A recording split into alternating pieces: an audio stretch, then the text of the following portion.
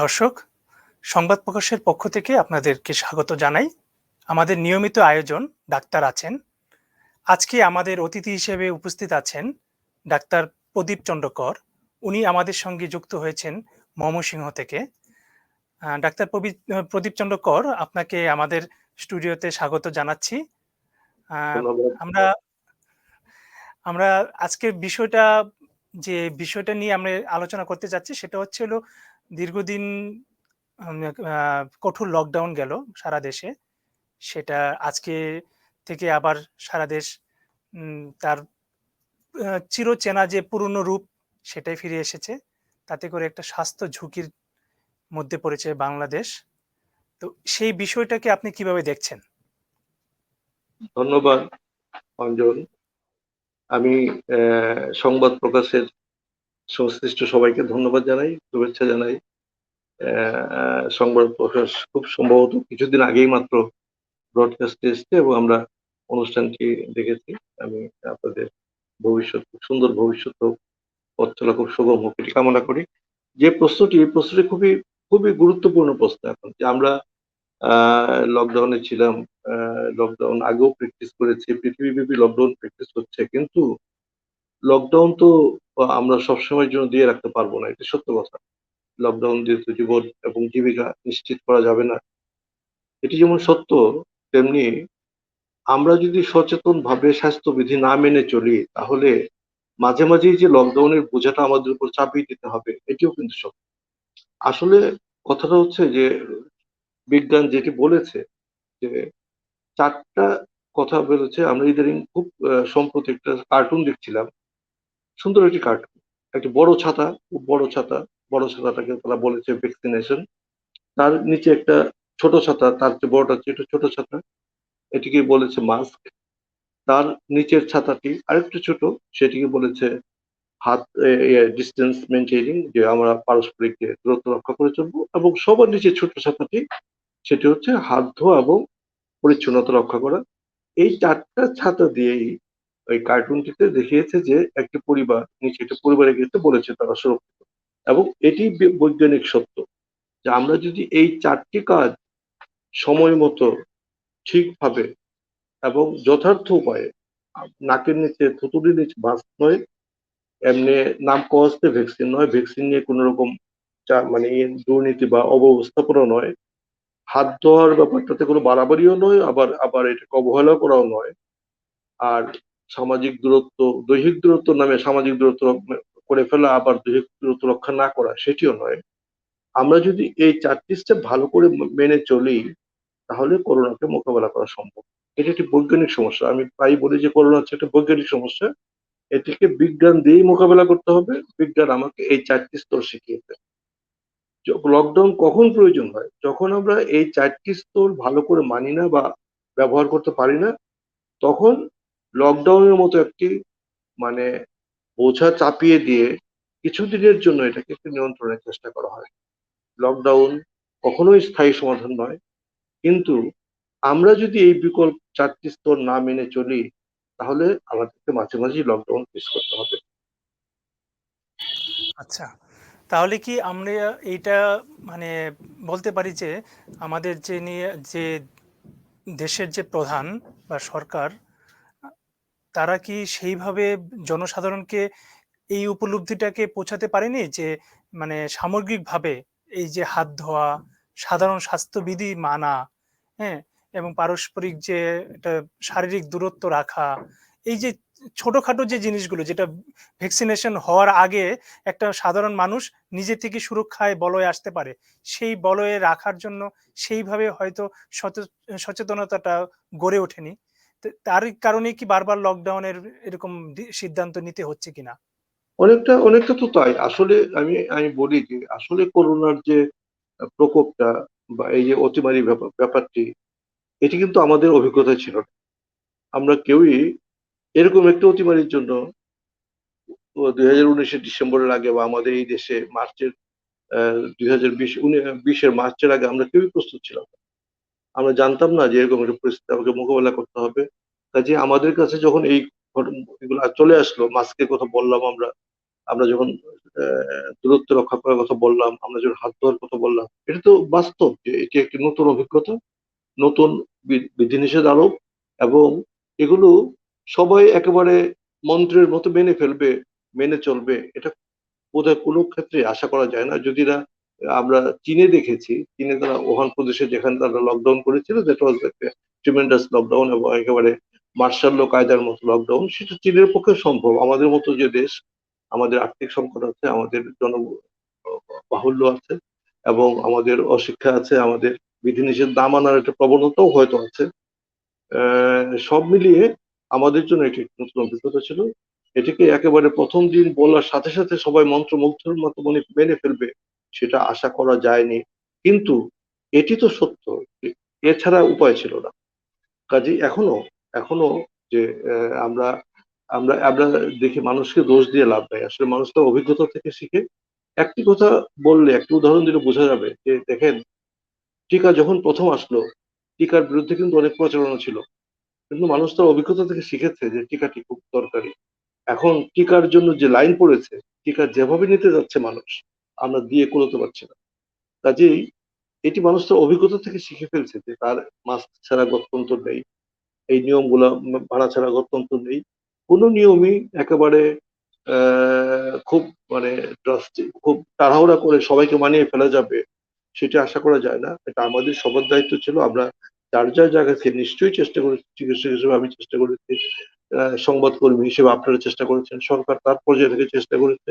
কিন্তু সত্যিই এই ব্যাপারটিকে সার্বজনীন ভাবে সবাইকে মানিয়ে নেওয়ার মতো করে তোলা, এটি কঠিন চ্যালেঞ্জ ছিল। সেখানে কোথাও কোথাও আমাদের আহ আগের অভিজ্ঞতা না থাকার জন্য ভুল বোঝাবুঝি হয়েছে, কোথাও আমরা ভুলও করেছি। কিন্তু আমার মনে হয় অন্যায় বোধহয় খুব বেশি করিনি আমরা কেউই। আমরা চেষ্টা করেছি। ভুল থাকতে পারে আমাদের কাজের বেলায়, ভুল থাকতে পারে আমাদের অভিজ্ঞতা না থাকার জন্য, কিন্তু চেষ্টা হয়েছে, সব খাত থেকে সবাই চেষ্টা করে। হ্যাঁ, কিন্তু আমরা একটা জিনিস দেখলাম যে ডেল্টা ভেরিয়েন্ট যেটা সবচেয়ে বেশি সংক্রামক, এবং সেটা পার্শ্ববর্তী দেশে যখন ছড়িয়ে পড়লো এবং মানে চূড়ান্ত মহামারীর যে বীভৎস রূপটা দেখতে পেলাম আমরা, কিন্তু সেই ডেল্টা ভেরিয়েন্ট বাংলাদেশে প্রবেশ করছে। অনেকটা নির্বিকার প্রশাসন, মানুষের ভিতরেও এক ধরনের নির্বিকার দেখা গেছে। যে কারণেই আমরা দেখতে পেলাম যে ঢাকা কেন্দ্রিক বা শহর কেন্দ্রিক থেকে সেই মানে করোনার যে প্রকোপটা সেটা গ্রামগঞ্জে ছড়িয়ে গেল। এবং আমি একটু জানতে চাই, আপনাদের ময়মনসিংহের হটস্পট হিসেবে এখন খুব চিহ্নিত আছে। এখন এই সর্বশেষ ময়মনসিংহের কি অবস্থা করোনার? ময়মনসিংহের চিত্রটাও সারা বাংলাদেশের মতোই, চিত্রটি খুব আশাপ্রদ নয়। আমরা তো ময়মনসিংহের মেডিকেল কলেজ হাসপাতালে এবং পার্শ্ববর্তী একটি প্রাইভেট মেডিকেল কলেজ আছে আমাদের, কমিউনিটি বেসড মেডিকেল কলেজ, দুটো হাসপাতালেই করোনার চিকিৎসা চলছে। তার মধ্যে সিংহভাগ চাপটা তো স্বাভাবিকভাবেই বইতে হচ্ছে ময়মনসিংহ মেডিকেল কলেজকে। এবং ময়মনসিংহ মেডিকেল কলেজে প্রতিদিন যে আমরা দেখছি রোগীর মানে প্রায় 2 দিন আগেও ছিল যে করোনা সিট নেই, নোটিশ লাগিয়ে দেওয়া হয়েছিল। আইসিইউ তো সংকট আছেই। আমরা আসলে সংকটগ্রস্ত যে ব্যাপারটি আপনি বললেন যে আসলে ডেল্টা ভেরিয়েন্ট ছড়িয়ে আমি যেটা বললাম, আসলে ভুল করেছি আমরা, ভুল তো অনেক হয়েছে, আমরা নানা ক্ষেত্রেই ভুল করেছি। এই ভুলগুলো কেন হয়েছে, এটা এটা না হলে ভালো হতো, নিশ্চয়ই ভালো হতো। আমরা ভুলগুলো এড়াতে পারতাম। আর এই বিজ্ঞানটাকে যদি আমরা বৈজ্ঞানিক সমস্যাটাকে যদি আমরা বিজ্ঞান সম্মত ভাবে মোকাবেলা করতে পারতাম। ধরুন সেই যে প্রথম যে কেসটা ইতালি থেকে প্রথম যখন ঢুকছিল, তখন যদি আমরা তাদেরকে কোয়ারেন্টাইনের যে ব্যবস্থাটি, আইসোলেশনের যে ব্যবস্থাটি, এই ব্যবস্থাটি যদি ঠিক মতো করতে পারতাম। আমরা কি করলাম, কোয়ারেন্টাইন বলে হোম কোয়ারেন্টাইন শব্দ, যে যে জাতি কোয়ারেন্টাইন শব্দটি আগে শুনে নাই, সেই জাতিকে হোম কোয়ারেন্টাইন বলে একটি শব্দ দিয়ে বাড়ি পাঠিয়ে দিলাম, এবং বাড়িতে গিয়ে উনি যথাচ্ছা ঘুরলেন, শ্বশুরবাড়িতে দাওয়াত খেলেন, রোগটা ছড়ালেন। এখানে নিশ্চয়ই আমাদের পূর্ববর্তী আমি যেটা বলেছি, অভিজ্ঞতা না থাকার জন্য ভুল হয়েছে, অনেক ভুল হয়েছে। আমরা জেনে বুঝে অন্যায় হয়তো খুব বেশি করিনি, কিন্তু অনেক ভুল করেছি, এবং সেই ভুলগুলো এড়াতে পারলে আমরা রক্ষা পেতে পারতাম। আমাদের আহ, আমাদের আসলে প্রথম ঢেউটা মোটামুটি ভালোভাবে মোকাবেলা করতে পেরেছিলাম আমরা। দ্বিতীয় ঢেউটি প্রলম্বিত হচ্ছে, দ্বিতীয় ঢেউটি এখন একটা জিনিস খুব আশার যে সংক্রমণের হারটা কমে যাচ্ছে। যদিও অনেক বেশি টেস্ট করা হচ্ছে বলে, প্রায় 48,000 টেস্ট করা হচ্ছে বলে, প্রায় 1,500 2,000 আমরা আক্রান্ত দেখছি, না আরো বেশি, 10-12 হাজার, 11,000 12,000 আক্রান্ত দেখছি। দ্যাট ইজ অ্যারাউন্ড 25% এখন পাচ্ছি, যেটি কয়েকদিন আগেও 30% ছিল। এটি একটা আশার খবর যে সংক্রমণের হারটা একটু কমছে। মৃত্যু হার একই রকম রয়ে গেছে, অ্যারাউন্ড 1.6% মারা যাচ্ছেন। এখনো প্রচুর নতুন রোগী আসছে। এখনো এখনো যদি আমরা এটাকে ভালোভাবে নিয়ন্ত্রণ করতে না পারি, কিছুদিন আগে আমরা ওই যে ঈদের পরবর্তী সময়ে অফিস খোলা নিয়ে বা কারখানা খোলা নিয়ে একটা ভুল বোঝাবুঝি হলো। এটার উপর কি চাপটা পড়বে আমরা জানি না। আমরা যে বাধা নিষেধগুলো তুলে দিলাম এখন আজ থেকে, সেটার কি প্রভাব পড়বে আমরা জানি না। কিন্তু একটি কথা সবসময়ের জন্য সত্য, সেটা হচ্ছে ভালো করে নিয়ম করে যথার্থ উপায়ে মাস্ক ব্যবহার করতে পারলে, এবং যদি আমরা হাত ধোয়ার প্র্যাকটিসটা করি, যেভাবে টিকাটা দেওয়া হচ্ছে সেভাবে টিকা যদি দেওয়া হয়, নভেম্বরের মাঝখানে 7 কোটি টিকা চলে আসবে বলা হচ্ছে। যদি টিকাটাকে আরো ত্বরান্বিত করা যেত আগে থেকে, টিকাটা আমরা শুরু করেছিলাম খুবই ভালো। ফেব্রুয়ারিতে যখন টিকা শুরু হলো, আমাদের খুব আশার ব্যাপার ছিল যে 3 কোটি টাকা, 3 কোটি টিকা আমাদের আসছে ইয়ে থেকে, অ্যাস্ট্রাজেনেকা থেকে। আমরা খুবই আশাবাদী ছিলাম এবং ওইটা যদি চালু থাকতো এই পর্যন্ত। কিন্তু সেখানে অনেক ভুল করেছি আমরা, অনেকে বলবে, বিজ্ঞজনরা বলেন যে চুক্তিতে ভুল ছিল, একটি দেশের উপর বা একটি কোম্পানির উপর নির্ভরশীলতা ভুল ছিল। যেভাবেই হোক ওইখানে আমরা আমাদের প্রোগ্রামটা, পরিকল্পনাটা একটু বাধাগ্রস্ত হয়েছে। এখন যা হোক শুরু হয়েছে আবার।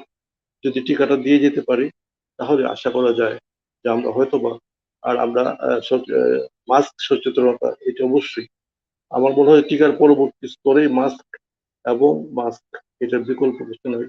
যদি করে যেতে পারি তাহলে আশা করা যায় হয়তো আমরা কাটিয়ে উঠতে পারবো, এটা দ্বিতীয় ঢেউটা কাটিয়ে উঠতে পারবো। আচ্ছা, তো একটা খুব সাধারণ প্রশ্ন খুব আমাদের কাছেই আসে মাঝে মধ্যে আমরা যখন স্পটে যাই এবং সেটা নিউজ কাভার করতে যাই, তখন অনেকের কাছে মানে তাদের কৌতূহলের জায়গাটা আসে। সেটা আমি একটু জানতে চাই, সেটা হলো যে বেশ কয়েক ধরনের টিকা বাংলাদেশে এখন এই মুহূর্তে আছে, মডার্না, সিনোফার্ম, অ্যাস্ট্রাজেনেকার। তো কোন টিকা সবচেয়ে ভালো, এই নিয়ে অনেকের মধ্যে মতাদর্শের ব্যাপার আছে। একজন চিকিৎসক হিসেবে আপনি কি, মানে এই ব্যাপারে আপনার কি মন্তব্য? টিকা, কোন টিকা খুব ভালো আলাদাভাবে কিছু বলার নেই, টিকাগুলো সবগুলোই ইফেক্টিভ, সবারই মানে কার্যকারিতা 80%-এর উপরে, কোনোগুলোটা 96%। এখন তো দেখা যাচ্ছে যে আসলে টাইমলি টিকাটা দিয়ে নেওয়া, টিকাটা দিতে পারলে যে কোনো টিকাই আমাদের জন্য, যে টিকাগুলো মানে WHO স্বীকৃতি পেয়েছে, যে টিকাগুলো এখন পাইপলাইনে আছে, চীনের টিকাও একটা পাইপলাইন স্বীকৃতি পেয়ে গেছে। সবগুলো টিকাই, যেটাই পাই না কেন আমরা যেটাই পাই সেটাই নিয়ে নেবো, সেই টিকাই ভালো। টিকার এভাবে আলাদা করার কিছু নাই। ও আচ্ছা, অনেকে আবার বলছিলেন মানে যে বুস্টার ডোজ দেওয়ার ব্যাপারটা নিয়ে, আবার এদিক বুস্টার দিয়ে বিশ্ব স্বাস্থ্য। বুস্টার সম্পর্কে আমাদের উন্নত বিশ্বে একটি কথা চলছে, কিন্তু আমরা যেহেতু প্রাইমারি ভ্যাকসিনেশন বলি এটাকে, যে আমরা প্রাথমিক পর্যায়েটি শেষ করতে পারলাম না, দুটো হুম। ডোজই দিতে পারলাম না এখনো। সেইখানে আমাদের বুস্টার ডোজের ব্যাপার নিয়ে এখন চিন্তার কিছু নেই। WHO রিকোয়েস্ট করেছে যে উন্নত দেশগুলো যেন তাদের বুস্টার ডোজটাকে আপাতত স্থগিত রেখে প্রাইমারি ভ্যাকসিনেশনটা যেন পৃথিবীব্যাপী হয়ে যায়, সেটার দিকে নজর দিতে বলেছে। কতটুকু এটা সাড়া দেবে জানি না, কিন্তু একটি কথা খুবই উল্লেখযোগ্য যে WHO প্রধান বলেছিলেন যে অল্প কিছু দেশের অনেক মানুষকে টিকা দেওয়ার চাইতে বেশি দেশের অল্প মানুষকে টিকা দেওয়া ভালো। কাজেই এটা খুবই উল্লেখযোগ্য একটি কথা উনি বলেছেন, যে আমি আমেরিকার 90% মানুষকে টিকা দিলাম বা 80% দিলাম, বা ব্রাজিলের জার্মানির বা ইংল্যান্ডের দিলাম, এর চেয়ে বরং ভালো উনি যেটা বলতে চেয়েছেন যে পৃথিবীব্যাপী যদি আমরা 20 30 40 এভাবে আগাতে পারি, সেটি বরং আরো বেশি এই রোগটা নিয়ন্ত্রণের বেলায় আরো বেশি এফেক্টিভ হবে। উনি বলেছেন, কথাটা খুব সুন্দরভাবে বলেছেন, যে অল্প দেশের বেশি মানুষকে দেওয়ার চেয়ে বেশি দেশের অল্প মানুষকে টিকা দেওয়া সে উপযোগী। আমার মনে হয় যে বুস্টার ডোজ নিয়ে আমরা এখন মাথা ঘামাবো না। আমরা আমাদের প্রাইমারি ভ্যাকসিনেশন, যেটা 2টি ডোজ, সবার জন্য নিশ্চিত করা, সবার জন্য মানে 18 বছর ঊর্ধ্ব যারা আছেন সবার জন্য নিশ্চিত করা, 70 to 80% মানুষকে যদি আমরা টিকার আওতায় নিয়ে আসতে পারি, এই মহামারী থেকে আমরা জাতিকে বাঁচাতে পারবো, মানুষকে বাঁচাতে পারবো। সারা পৃথিবীব্যাপী এই চ্যালেঞ্জ, আমাদের এই 70%-এর গোলে, 80%-এর গোলে, 70%-এর গোলে আমাদের পৌঁছতে হবে। আচ্ছা। আরেকটা বিষয় আমরা মানে প্রায়শই লক্ষ্য করি, সেটা হচ্ছে হলো যে ২ ডোজ টিকা নেওয়ার পরে অনেকে খুব উদাসীন হয়ে যায়। মাস্ক পরা থেকে, হাত ধোয়া থেকে বা যেইসব নিয়ম আপনারা বারবার বলে আসছেন যে এগুলি পালন করা খুব আবশ্যিক, সেগুলো থেকে ওরা দূরে সরে যায়। এই জায়গাটা থেকে আপনি কি বলবেন যে ২ ডোজ নেওয়া মানেই কি সে নিরাপদ হয়ে যাওয়া? না, এটা নিরাপদ হয়ে যাওয়া নয়, আমাদেরকে সতর্ক থাকতেই হবে। আমরা যেহেতু, যদি আমি, যেটি বলা হয় যে আমি 2টো ডোজ নিয়েছি, আপনি 2টো ডোজ নিয়েছেন, আমার আপনার মাঝখানে খুব বেরিয়ে রাখার দরকার নেই।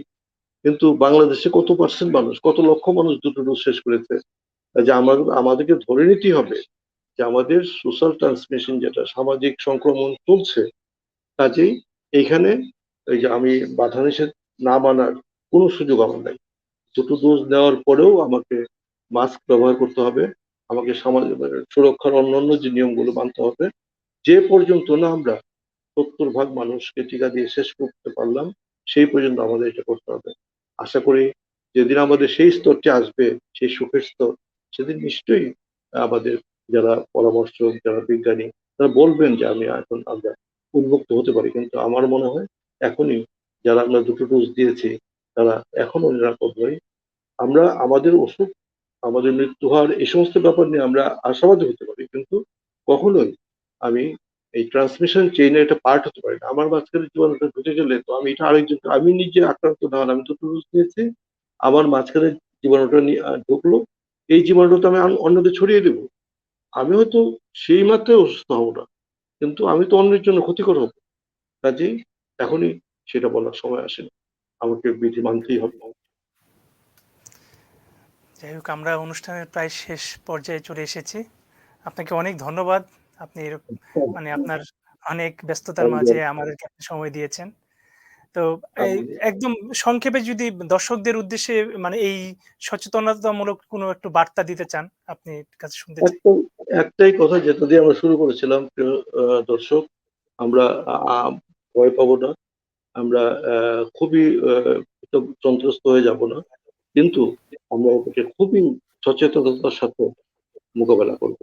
এটা আমরা ইতিমধ্যে আমাদের অভিজ্ঞতা থেকে শিখেছি যে টিকা, মাস্ক, দূরত্ব রক্ষা করা এবং হাত ধোয়া, পরিচ্ছন্নতা রক্ষা করা, এর বাইরে বিকল্প কিছু নেই। অসুখ হলে ওষুধ খুব বেশি উপকারী নয় এখানে, ওষুধ নিয়ে নানা রকম কথা আছে, কিন্তু মাস্ক নিয়ে কোনো কথা নাই, টিকা নিয়ে কোনো কথা নাই, দূরত্ব রক্ষা করা নিয়ে কোনো কথা নাই, যেটি সর্বজন বিদিত, সর্বজন স্বীকৃত। আসুন আমরা সেই পদ্ধতিগুলো যেটুকু সম্ভব রক্ষা করি। টিকা আমার আপনার হাতে নেই, টিকা যখন আসবে তখন আমরা পাবো, কিন্তু মাস্ক পরা তো আপনার হাতে রয়েছে, হাতটা ধুয়ে ফেলা আপনার হাতে রয়েছে, আর দূরত্ব রক্ষা করাটা আপনার হাতে রয়েছে। প্রিয় দর্শক, আমরা এইটুকু অন্তত মেনে চলি, তাহলে আমরা রক্ষা পাই, জাতি রক্ষা পায়, পৃথিবী রক্ষা পায়। অনেক ধন্যবাদ। দর্শক, এই ছিল আমাদের আজকের আয়োজন। ভালো থাকবেন, সংবাদ প্রকাশের সঙ্গেই থাকবেন।